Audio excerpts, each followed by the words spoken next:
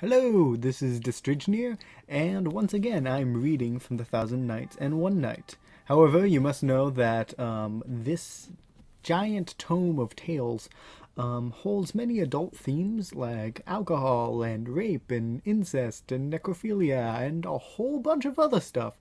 So what you hear tonight probably don't exercise in person. And these tales are for amusement, and some of them are allegory, and so on and so forth. And I'm rambling. So this is the end of my disclaimer, and I hope you enjoy listening as much as I enjoy reading this to you. And when the sixth night had come, Shahrazad said, "It was related, O auspicious king, that the fisherman said to the Ifrit, If ye had preserved me, I would now preserve you, but as you wish my death, I will throw you into the sea, and leave you to die imprisoned in this jar." Then the Ifrit cried, "For the love of Allah, do not do this thing. Release me out of your generosity, not blaming me too much for what I did. If I was evil, be thou good. Does not the proverb say, He who requires a fault with kindness at the same time pardons the evil? Do not to me as Uman do to Atika." "What was their story?" asked the fisherman. "This jar is no place for telling tales in," answered the Ifrit. "When you let me out, I will tell you what happened between them." "No, no," said the fisherman. "I must cast you into the sea, so that you shall never come up out of it again. For by your way of treating me, I know that you come of an evil race." But the Ifrit cried, "Release me, and I will not only tell you the story, but I will promise never to do you hurt, and moreover, I'll bring you into the way of great riches." Then the fisherman trusted him, and, being assured of his good faith, after making him swear in the name of Allah, opened the jar. Out rose the smoke from the jar, and again became an Ifrit of immortal ugliness, who with a mighty kick sent the jar flying out to sea. When he saw the jar disappearing in the water, the fisherman piddled his garments in an ecstasy of fear, saying, "This is no good sign."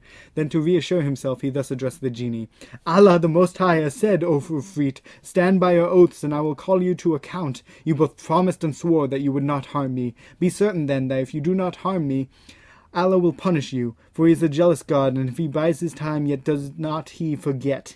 Remember, I said to you, as Rayan the physician said to King Yunan, Spare me, and Allah shall spare you." At these words the Ifrit burst out laughing, and walked away, telling the fisherman to follow him. Still in uncertainty, the fisherman walked behind, and in this order they left the city behind till it was out of sight, and, climbing a mountain, came down over the side into a great deserted valley, in the middle of which was a lake.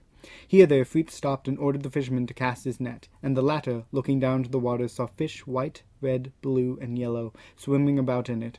Marveling at the sight, he cast his net and caught 4 fish, each of a different color.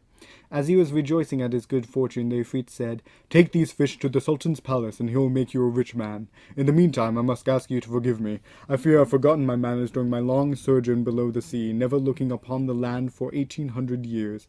I advise you to come and fish here every day, but only once a day. Finally, Allah be good to you, and farewell."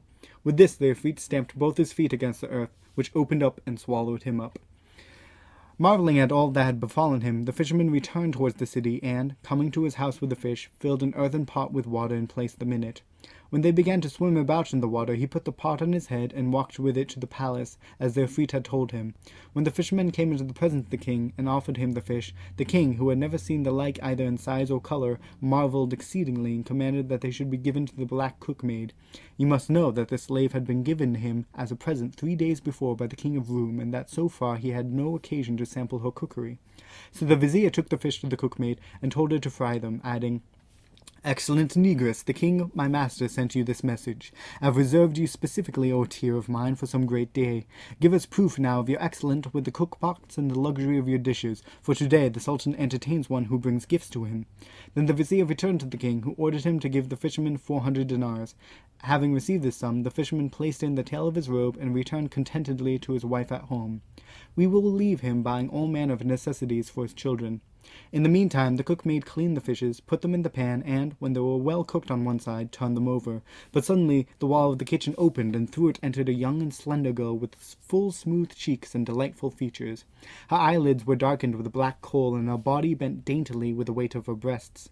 On her head she wore a kerchief of blue silk, from which her hair escaped about her ears. She had golden bracelets round her wrists, and on her fingers rich and coloured stones sparkled from rings. She came forward to the fire, and, thrusting a bamboo wand she carried in her hand into the pan, she said, "Fish, fish, are you faithful?"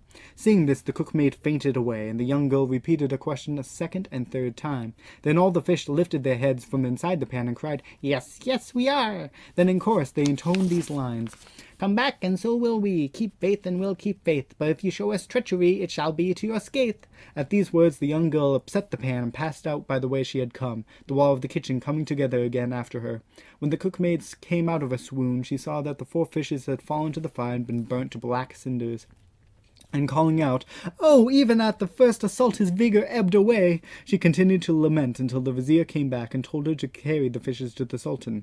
At this the cookmaid burst into tears and told the vizier all that had happened. The vizier, utterly amazed at the strangeness of the thing, sent for the fisherman and commanded him to bring 4 other fishes of the same kind. So the fisherman made his way to the mountain lake, and, casting his net, brought 4 more fish to land. These he took to the vizier, who, in his turn, took them to the cookmaid and said, "Stir yourself now, and fry these in my presence, that I may see what there is in this story of yours." The negress cleaned the fish and set them in the pan on the fire, but hardly had she done so when the wall opened and the young girl appeared a second time, dressed as before and still holding the wand in her hand. She thrust the wand into the pan, saying, "Fish, fish, are you faithful?" Whereupon the fishes lifted their heads and intoned these lines in chorus: "Come back, and so will we. Keep faith, and we'll keep faith. But if you show us treachery, it shall be to your scathe." At this point Shahrazad saw the approach of morning and discreetly fell silent.